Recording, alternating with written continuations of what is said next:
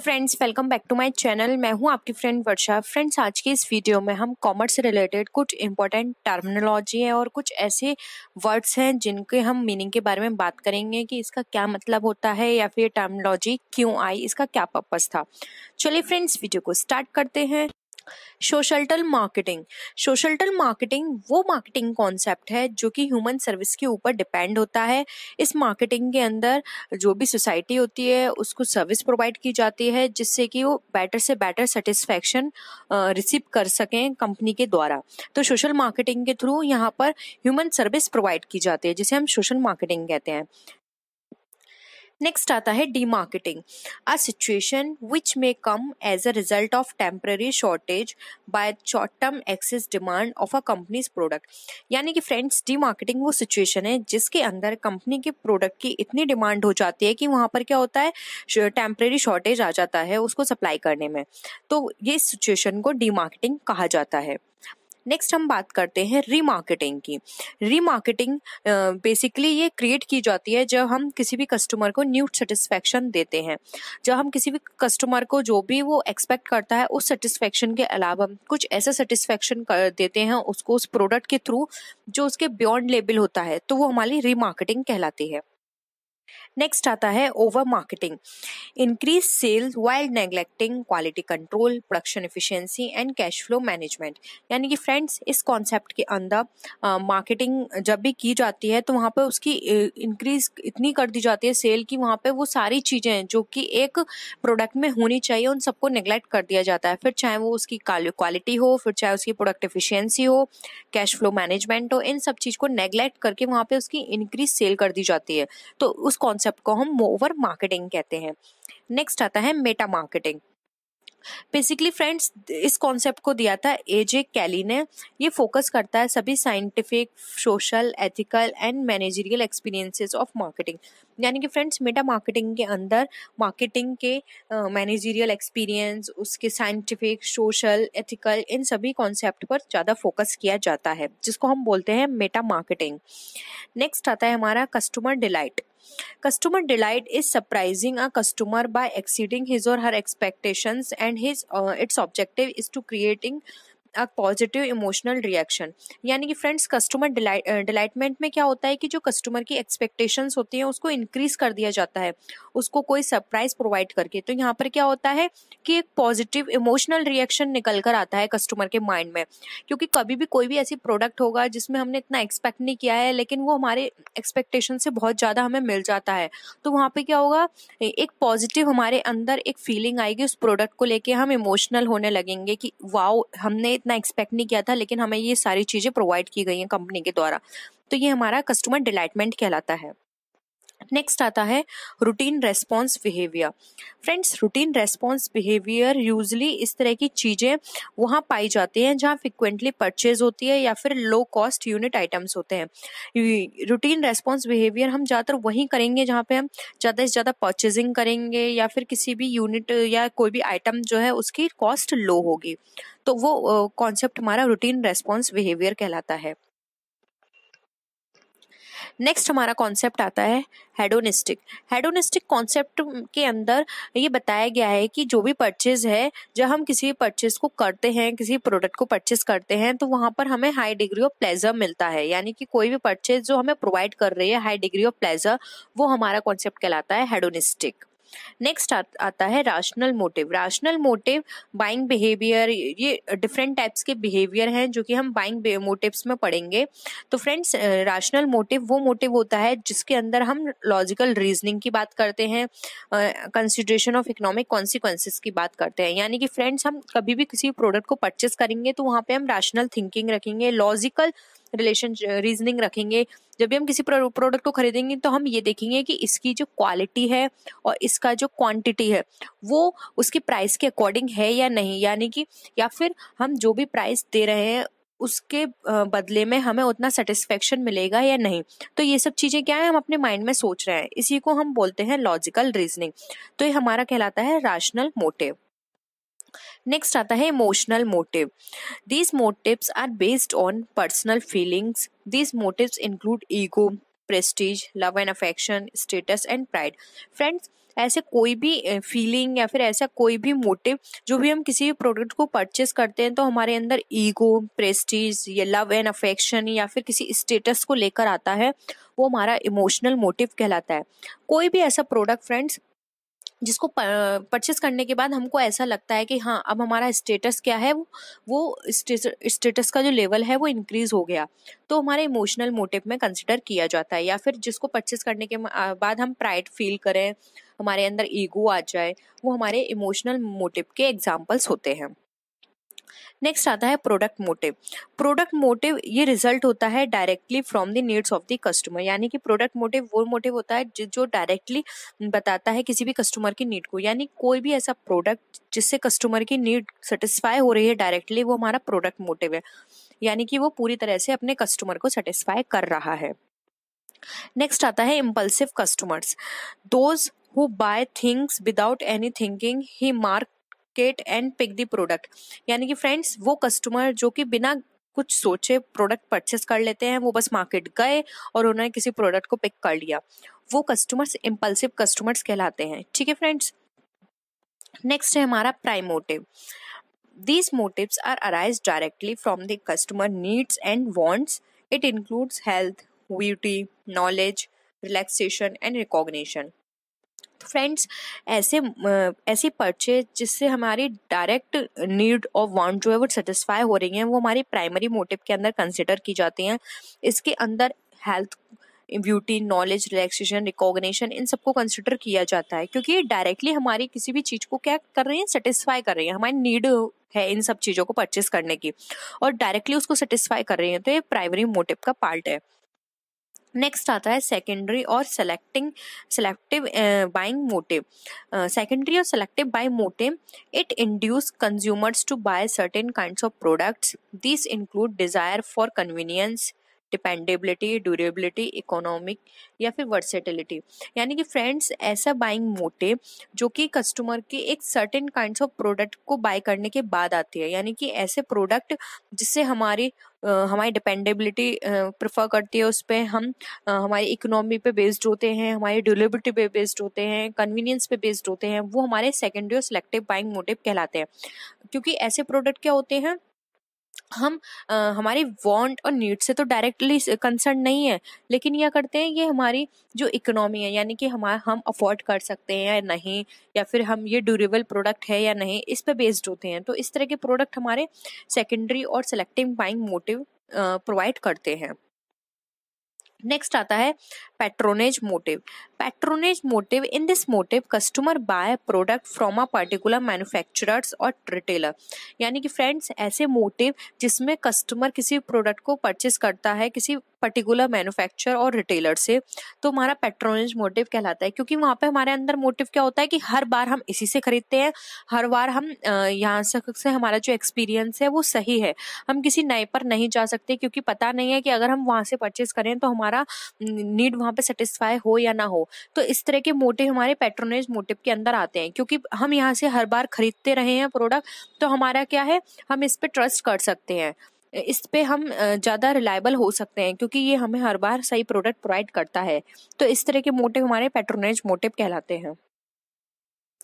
Next आता है हमारा market segmentation.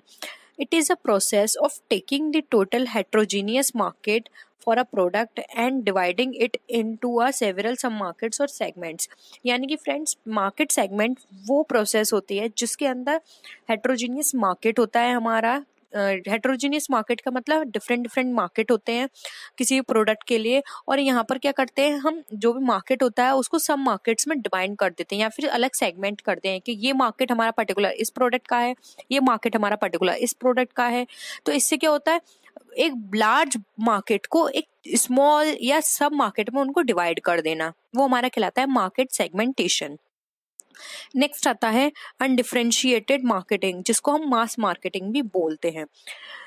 When organization do not permit the division of market into segment, they conceive of the total market concept, यानी कि friend जब कोई भी ऑर्गेनाइजेशन ये परमिट नहीं करती कि किसी भी मार्केट को सेगमेंट्स में डिवाइड किया जाए, तो वहाँ पे क्या कन्वीनियंस होता है, वहाँ से ये कंसीव किया जाता है कि वो पूरा टोटल मार्केट जो है उसको उनको कैप्चर करना है, उस पूरे मार्केट के ऊपर उनको अपने टारगेट करना है कि यहाँ पे उनको अपने प्रोडक्ट को सेल आउट करना है। तो इस तरह की मार्केटिंग क्या कहलाती है? अनडिफरेंशिएटेड मार्केटिंग कहलाती है।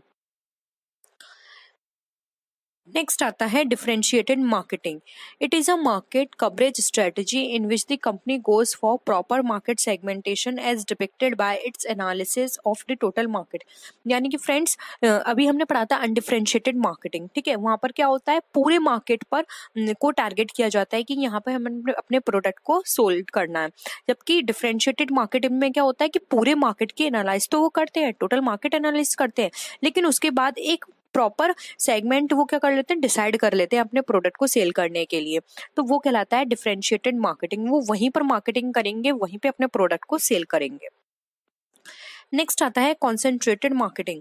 It is a market coverage strategy in which company follows one product one segment principle. यानी कि फ्रेंड्स, कॉन्सेंट्रेटेड मार्केटिंग प्रिंसिपल के अंदर वो स्ट्रेटजी आती है जिसके अंदर कोई भी कंपनी एक प्रोडक्ट चूज करती है और एक सेगमेंट चूज करती है। यानी कि वो अपना एक ही प्रोडक्ट सेल करेगी और सिर्फ एक ही सेगमेंट में सेल करेगी। यानी कि एक पर्टिकुलर एरिया वो डिसाइड कर लेती है, वहीं पर वो अपने प्रोडक्ट को सेल करेगी। तो इस तरह की जो मार्केटिंग होती है वो कॉन्सेंट्रेटेड मार्केटिंग कहलाती है। For example friends, concentrated marketing के अंदर लोकल मार्केट आ सकते हैं कि लोकल मार्केट में क्या होता है, कोई भी पर्सन अपना जो सोल ट्रेड स्टार्ट करता है वो उस पर्टिकुलर एरिया में ही करता है, वो उसी एरिया को डिसाइड करता है और वहीं पर उस प्रोडक्ट को सेल करता है। उसको अदर सेगमेंट में क्या हो रहा है, अदर सेगमेंट में कहाँ प्रोडक्ट सेल करना है, उसको इस तरह की कोई चिंता नहीं होती, क्योंकि उसके लिए सिर्फ एक प्रोडक्ट है और एक ही मार्केट है, प्रिंसिपल है। तो वो सिर्फ अपने एरिया में अपने प्रोडक्ट को सेल करता है। Local market concept. The producer has concentrated on particular localities only. Friends, local market concept और concentrated market concept हम दोनों सेम ही बोल सकते हैं, क्योंकि फ्रेंड्स दोनों का मीनिंग सेम ही निकलता है। लोकल मार्केट कॉन्सेप्ट में क्या होता है, पर्टिकुलर एक लोकेलिटी ले ली जाती है, वहां पर एक प्रोड्यूसर कॉन्सेंट्रेट करता है। क्योंकि फ्रेंड्स देखो, यहाँ पे भी कॉन्सेंट्रेटेड वर्ड आ रहा है, वहां पर भी एक पर्टिकुलर लोकेलिटी की बात की गई है। तो दोनों ही मार्केट कॉन्सेप्टिंग हम बोल सकते हैं कि दोनों ही सेम है। नेक्स्ट है mass market concept. It includes all person who could be reached by transportation facilities and the mass media. यानी कि मास मार्केट कॉन्सेप्ट के अंदर फ्रेंड्स वो एक हमने जो अभी आगे बात की थी, ये हमारी मार्केटिंग थी, ठीक है। ये दोनों सेम ही है, कॉन्सेंट्रेटेड और मार्केटिंग दोनों सेम है, लेकिन यहाँ पर पर्टिकुलर किसकी बात की जा रही है, मार्केटिंग की, और यहाँ बात की जा रही है कॉन्सेप्ट की। तो दोनों सेम ही है। अगर यहाँ पर हम किसी भी तरह की मार्केटिंग की बात करेंगे तो कॉन्सेंट्रेटेड मार्केटिंग, और यहाँ पर अगर हम किसी कॉन्सेप्ट की बात करेंगे तो वो हो जाएगा हमारा लोकल मार्केट कॉन्सेप्ट। तो दोनों सेम ही चीजें हैं, बट यहाँ पर हमने फोकस किया है मार्केटिंग पर और यहाँ हम फोकस करेंगे कॉन्सेप्ट पर। आई होप भी क्लियर हो गया होगा आपको। नेक्स्ट बात करते हैं मास मार्केट कॉन्सेप्ट की। फ्रेंड्स, मास मार्केट कॉन्सेप्ट के अंदर all persons who could be reached by transportation facilities and the mass media. यानी कि ट्रांसपोर्टेशन के अंदर जो जितने भी पर्सन होते हैं वो ट्रांसपोर्टेशन फैसिलिटी के थ्रू वहां पर रीच कर सकते हैं और मास मीडिया वहां पे एप्लीकेबल होती है। यानी कि इस कॉन्सेप्ट के अंदर क्या होता है कि पूरा जो जितना भी एरिया होता है ट्रांसपोर्टेशन के थ्रू आप वहां पर जा सकते हो, वहां से प्रोडक्ट परचेस कर सकते हो और वहां पर जितनी भी मीडिया है आप उसको कवर कर सकते हो। मास मार्केटिंग में अपने प्रोडक्ट को सेल करना बहुत ही आसान होता है, क्योंकि यहाँ पर क्या होता है, आपके पास टारगेट ज्यादा ऑडियंस होती है और आपका टारगेट जो होता है वो मीडिया के थ्रू होता है। तो मीडिया के थ्रू आप उन सभी लोगों पर अच्छे से टारगेट कर सकते हो। तो मास मार्केटिंग कॉन्सेप्ट में क्या होता है, यहाँ पे प्रॉफिट अर्निंग की जो वो होती है वो ज्यादा होती है, कि यहाँ पे प्रॉफिट अर्निंग ज्यादा हो सकती है, क्योंकि यहाँ पर आप कैप्चर क्या कर रहे हो, ज्यादा लोगों को कैप्चर कर रहे हो। नेक्स्ट आता है segmented market concept. In this product preferences are great making segmentations of market deeper. यानी कि फ्रेंड्स इसके अंदर प्रोडक्ट प्रेफरेंस के अकॉर्डिंग सेगमेंट किया जाता है कि प्रोडक्ट की प्रेफरेंस कहाँ पर है। यानी कि हम यहाँ पर ये डिसाइड करते हैं कि किस मार्केट के अंदर कौन से प्रोडक्ट की ज्यादा डिमांड है, उसी के हिसाब से उसको सेगमेंट किया जाता है। यानी कि ये प्रोडक्ट की डिमांड हमारे इस मार्केट में ज्यादा है तो हम ये प्रोडक्ट यहाँ सेल करेंगे, और क्योंकि हमारे प्रोडक्ट के जो फीचर्स हैं या फिर हमारा प्रोडक्ट जिसको टारगेट करता है उस तरह की पॉपुलेशन इस तरह के मार्केट में अवेलेबल है, तो यहाँ पर प्रोडक्ट के अकॉर्डिंग उस मार्केट को कैप्चर किया जाता है और वहीं पर उसको प्रोडक्ट को सेल किया जाता है। नेक्स्ट आता है friends global market concept. Friends, global market concept के अंदर जो हमारा प्रोडक्ट होता है वो ग्लोबली सोल्ड कर सकते हैं हम, क्योंकि यहाँ पर क्या होता है कि हमारा प्रोडक्ट क्या है, ग्लोबल बेस्ड है। हमने अपने प्रोडक्ट को इस अकॉर्डिंग बनाया है कि कोई भी पर्सन हमारे प्रोडक्ट को यूज कर सकता है, कोई भी पर्सन हमारे प्रोडक्ट को अफोर्ड कर सकता है। तो इस तरह से ग्लोबली बेस्ड हमने अपना प्रोडक्ट बनाया है। तो इस तरह के प्रोडक्ट क्या करते हैं, हम ग्लोबली सेल कर सकते हैं। नेक्स्ट आता है हमारा single segment concentration. Single segment concentration के अंदर the marketers refers high return and therefore it is possible that the competitors might be attracted to find their place in the segment. यानी कि फ्रेंड्स, इसके अंदर जो मार्केटर होता है इसका मतलब होता है हाई रिटर्न, इसका प्रॉफिट है, और ये पॉसिबल भी होता है कि कॉम्पिटिटर्स इसकी तरफ अट्रैक्ट होता है। बेसिकली इस तरह के सेगमेंट में फ्रेंड्स जो हमारे ब्रांडेड प्रोडक्ट होते हैं वो सोल्ड आउट किए जाते हैं, क्योंकि यहाँ पर क्या होता है कि आप किसी भी सेगमेंट में ओपन कर लो अपना प्रोडक्ट, वहां पर क्या होगा, लोग अट्रैक्ट होंगे आपके ब्रांड के अकॉर्डिंग, कि वहां पर आपका ब्रांड है पर्टिकुलर सेगमेंट के अंदर, तो वहां पर आपके ब्रांड को देखकर लोग अट्रैक्ट होंगे। इसका एक एग्जांपल भी है, जैसे कि रिबॉक। अब आप किसी मार्केट में अपने प्रोडक्ट को ओपन कर लो, अगर आपका ब्रांडेड प्रोडक्ट है और अगर पर्सन वहां पे ज्यादा ब्रांड प्रेफर करते हैं तो आपके प्रोडक्ट की तरफ जरूर अट्रैक्ट होंगे। नेक्स्ट आता है selective segment specialisation. This is also known as multi-stage coverage because different segments are sought to be captured by the company, that is Bata. Bata friends इसका एक एग्जाम्पल है। इसके अंदर हम इसको मल्टी स्टेज कवरेज भी बोल सकते हैं, क्योंकि यहाँ पे डिफरेंट सेगमेंट्स होते हैं जो कि कंपनी के द्वारा कैप्चर किए जाते हैं। यानी कि फ्रेंड, जैसे कि बाटा कंपनी है, बाटा कंपनी ने क्या किया है, डिफरेंट सेगमेंट्स को सिलेक्ट किया है और वहाँ पे अपने प्रोडक्ट को सेल कर रही है। तो इससे क्या होता है कि उसने सेलेक्टिव सेगमेंट का स्पेशलाइजेशन कर रखा है कि हाँ, उसको इस सेगमेंट में अपने प्रोडक्ट को सेल करना है।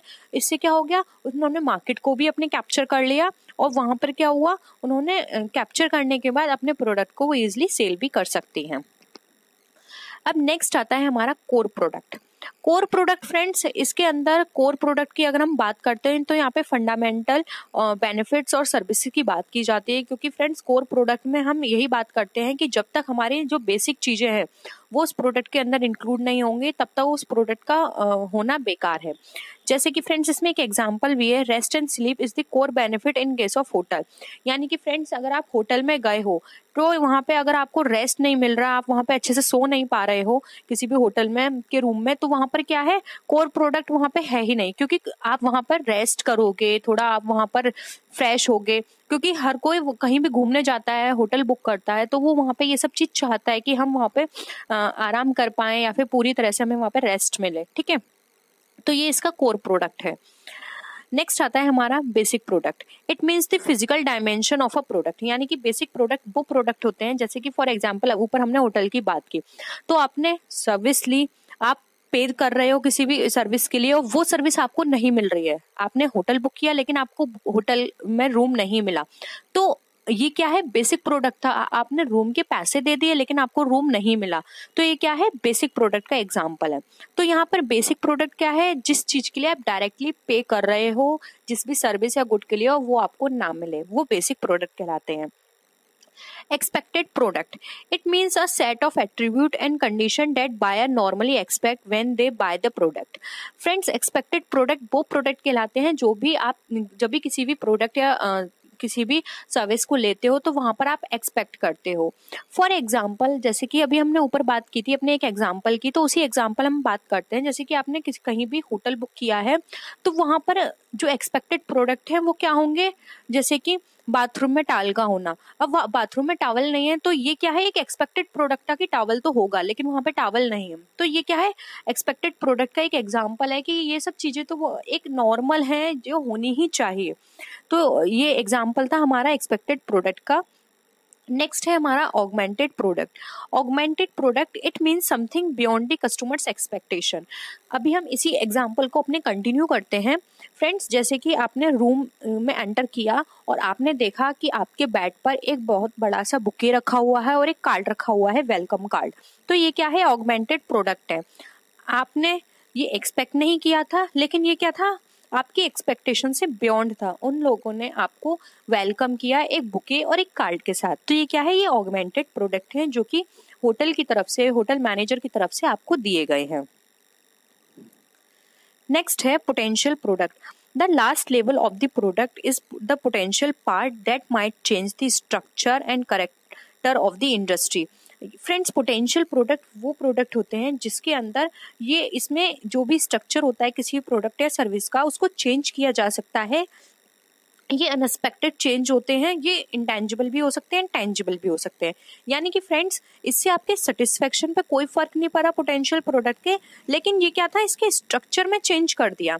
वो पहले किसी और तरह से आपको वेलकम करते थे, आप जब भी वहां जाते थे, लेकिन अब क्या हुआ, उन्होंने कुछ अलग तरीके से आपको वेलकम किया। लेकिन आपके यहाँ पर क्या हो गया कि वेलकम्स हुआ जैसा हर बार होता था, लेकिन थोड़ा अलग स्ट्रक्चर कर दिया। तो इससे क्या हो गया कि आपका जो था, आपके सेटिस्फेक्शन में कोई भी प्रॉब्लम यहाँ पे क्रिएट नहीं हुई, लेकिन ये क्या था, एक अनएक्सपेक्टेड चेंज हो गया जो कि आपने नहीं सोचा था कि इस तरह से आपका वेलकम किया जाएगा। नेक्स्ट आता है प्रोडक्ट लाइन कॉन्ट्रैक्शन।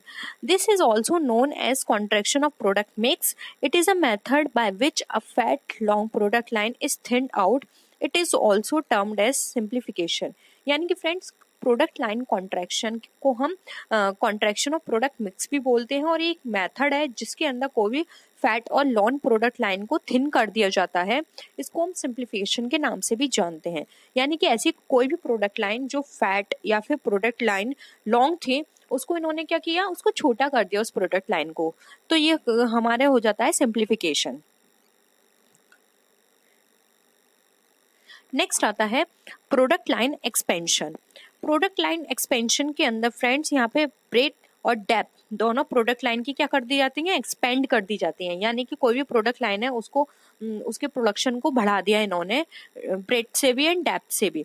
ये एक्सपेंशन क्या होता है, इंक्रीजिंग द लाइंस और आइटम्स ऑफ द प्रोडक्ट। यानी कि लाइन भी इंक्रीज कर दी और जो टोटल आइटम्स जो बनते थे प्रोडक्ट के, उसको भी इन्होंने इंक्रीज कर दिया।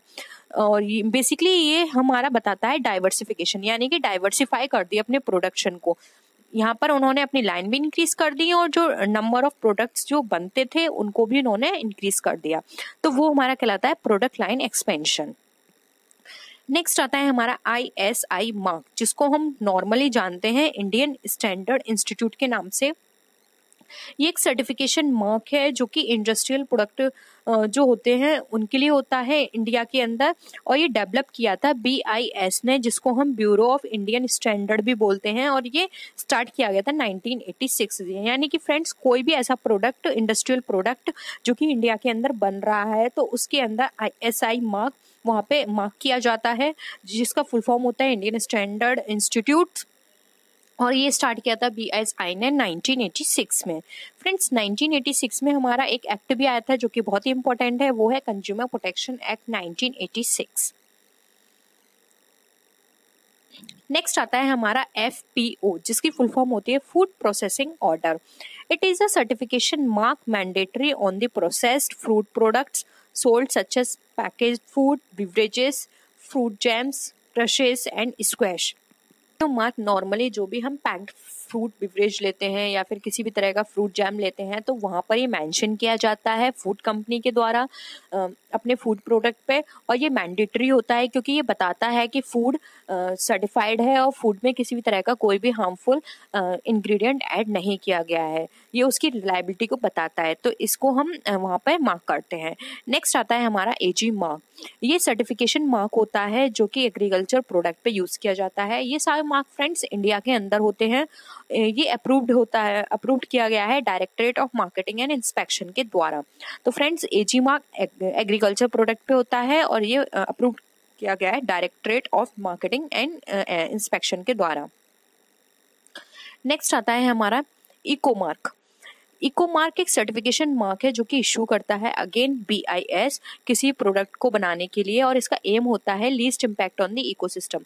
यानी कि इको मार्क के अंदर ये बताया जाता है कि जो भी प्रोडक्ट है वो हमारे इकोसिस्टम को कम से कम इम्पैक्ट करेगा। ठीक है, तो इससे क्या होता है, जैसे कि आपने नॉर्मली देखा होगा जिसको हम इको फ्रेंडली प्रोडक्ट बोलते हैं, तो यहाँ पर क्या है, इस तरह का मार्क लगाया जाता है। नेक्स्ट आता है स्टैंडर्ड मार्क। ये डेवलप किया जाता है डिफरेंट प्रोडक्ट पे, जैसे कि agriculture implements, baby food, electrical goods, food stuff, drugs, cosmetics, utensils, textiles, furniture, sports goods, paints, carpets and detergents. ये डिफरेंट प्रोडक्ट्स हैं जिन पर ये मार्क यूज किया जाता है। ये बताता है कि ये सारे प्रोडक्ट जो कि क्या है, स्टैंडर्ड मार्क के हैं, यानी कि एक इसके अंदर जो क्वालिटी है वो प्रॉपर क्वालिटी मेंटेन की गई है, गुड क्वालिटी मेंटेन की गई है, इसलिए स्टैंडर्ड मार्क को यहाँ किया जाता है। नेक्स्ट आता है पैक मार्क, यानी कि PAC mark. It will cover building materials, product and components which are out of the ambit of ISI certification। यानी कि फ्रेंड्स कोई भी ऐसे प्रोडक्ट जो कि बिल्डिंग मटेरियल्स में यूज हो रहे हैं या फिर बिल्डिंग मटेरियल्स हैं, प्रोडक्ट हैं, कंपोनेंट्स हैं, उसके अंदर PAC मार्क लगाया जाता है। और ये मार्क क्या होता है, ISI सर्टिफिकेशन से जुड़ा हुआ होता है। नेक्स्ट है non polluting vehicle. It is mandatory certification mark required on all new motor vehicle sold in India, validity 1 year. तो फ्रेंड्स इस तरह के जो मार्क होते हैं वो जो भी न्यू मोटर व्हीकल हैं उनके लिए इस तरह का मार्क लगाना बहुत ही इम्पोर्टेंट है। नेक्स्ट आता है हमारा BIS hallmark. BIS hallmark friends ये हमारा गोल्ड एंड सिल्वर प्रोडक्ट पे लगाया जाता है और ये सर्टिफाई करता है कि इसके अंदर मेटल की प्योरिटी कितनी है। नेक्स्ट है इंडिया ऑर्गेनिक। ये सर्टिफिकेशन मार्क जो है हमारा ऑर्गेनिकली फॉर्म्ड हुआ है किसी फूड प्रोडक्ट में और ये मैन्युफैक्चर किया गया होता है इंडिया में, और ये सर्टिफाई करता है कि इसके अंदर ऑर्गेनिक फूड प्रोडक्ट हैं। वो कंफर्म करते हैं, जो भी गवर्नमेंट ने नेशनल स्टैंडर्ड ने उसको एक स्टैंडर्ड प्रोवाइड किया है, वो सारे स्टैंडर्ड ये पूरे कंफर्म करता है। पूरे इसने जो भी नॉर्म्स प्रोवाइड किए गए हैं प्रोडक्ट के लिए वो सारे नॉर्म्स इसने कंप्लीट करे हैं। तो इंडियन ऑर्गेनिक ये वहाँ पर बताता है कि हमने वो सारे जो भी स्टैंडर्ड्स प्रोवाइड किए गए थे वो हम सारे हम कवर कर रहे हैं। ये बेसिकली स्टैब्लिश हुआ था 2000 में। नेक्स्ट है convenience good. Convenience good friends वो गुड्स होते हैं जो जिसको हम इजीली और क्विकली बाय कर सकते हैं। बेसिकली ये हमारे घर के आसपास जो भी शॉप्स होती हैं, ये हम वहाँ से जो भी प्रोडक्ट परचेज करते हैं वो कन्वीनियंस गुड के अंदर आते हैं। These includes item which are consumers buy frequently with minimum shopping. यानी कि फ्रेंड्स इस तरह के प्रोडक्ट्स क्या होते हैं, हम मिनिमम शॉपिंग से इस तरह के प्रोडक्ट परचेज कर सकते हैं और ईजिली परचेज कर सकते हैं, जैसे कि ग्रोसरी हो गया, टॉयलेटरीज के प्रोडक्ट हो गए, ये सारे प्रोडक्ट हमारे कन्वीनियंस गुड्स के अंदर आते हैं। नेक्स्ट आते हैं हमारे shopping goods. Comparisons includes customer involvement, furniture, jewelry. These includes items which the consumer select and buy after making comparisons or substitute on such criteria as quality, price, style and suitability। यानी कि friends shopping goods के अंदर comparison किया जाता है quality, price, style और suitability के अंदर कि ये सारी चीज़ें इसके अंदर है या नहीं अकॉर्डिंग टू प्राइस। उसके बाद इन प्रोडक्ट को परचेज किया जाता है। बेसिकली इसके अंदर फर्नीचर, ज्वेलरी टाइप प्रोडक्ट्स आते हैं, क्योंकि जब भी हम ज्वेलरी या फर्नीचर इस तरह के प्रोडक्ट्स खरीदते हैं तो यहाँ पे हम कंपैरिजन करते हैं। ज़्यादातर जो कंपैरिजन होता है वो होता है प्राइस और क्वालिटी को लेकर। तो उसके बाद हम ये देखते हैं और ये भी देखते हैं कि ये हमें सूट करेगी या नहीं, या फिर ये हमारे लिए रिक्वायर्ड है या नहीं। तो इस तरह की चीज़ देखने के बाद हम इस तरह के प्रोडक्ट को परचेज करते हैं। नेक्स्ट आता है speciality goods. The consumer have to make special purchasing effort to purchase this speciality goods. Items like which possesses unique features or have a number of brand names or both, जैसे कि coin collection, personal interest. यानी कि speciality goods friends ये special purchasing efforts पे depend करते हैं। Basically इस तरह के प्रोडक्ट्स हम तब परचेज करते हैं जहाँ हमें किसी भी कोई पर्सनल इंटरेस्ट होता है या फिर हमारी कोई हैबिट होती है, कोई हॉबी होती है, उसके अकॉर्डिंग हम इसको परचेज करते हैं। तो वो गुड्स हमारे स्पेशलिटी गुड्स में कंसिडर किए जाते हैं। नेक्स्ट आता है हमारा unsought goods. Unsought goods friends they are the products which do not fall in any of the above category but are important for the customers. Example solar cooker, BMW, solar buses, insurance. तो friends ऐसे goods जो भी हमने अब तक goods पढ़े थे उसमें लाइन नहीं करते हैं वो हमारे अनसॉर्ट गुड्स कहलाते हैं। बेसिकली इस तरह के गुड्स जो होते हैं वो हमारे इम्पोर्टेंट होते हैं कस्टमर के पॉइंट ऑफ व्यू से। जैसे कि हम सोलर कुकर की बात करें सोलर बसेस की बात करें, इंश्योरेंस की बात करें जहाँ पर हम सेफ्टी की बात करते हैं इंश्योरेंस के अंदर, BMW की बात करें जहाँ पर हम इसको अपने प्राइड से जोड़ते हैं, इसको हम अपने स्टेटस से कंसिडर करते हैं, तो ये सारे गुड्स हमारे अनसॉल्ड गुड्स के अंदर कंसिडर किए जाते हैं। तो फ्रेंड्स ये थी हमारी आज की वीडियो। आई होप इतनी सारी टर्मोलॉजी है जो हमने यहाँ डिस्कस की हैं आपको क्लियर हुई होंगी। अगर कोई भी टर्मोलॉजी आपको क्लियर नहीं हुई है तो आप मुझे उससे पूछ सकते हैं, नीचे कमेंट सेक्शन में लिख सकते हैं आपको क्या चीज़ क्लियर नहीं हुई, और आपको वीडियो कैसी लगी प्लीज़ ज़रूर बताइएगा और अपने फ्रेंड्स के साथ ज़रूर शेयर कीजिएगा। तो फ्रेंड्स नेक्स्ट वीडियो में हम फिर मिलते हैं और विच वीडियोज़ के साथ, तब तक के लिए बाय बाय।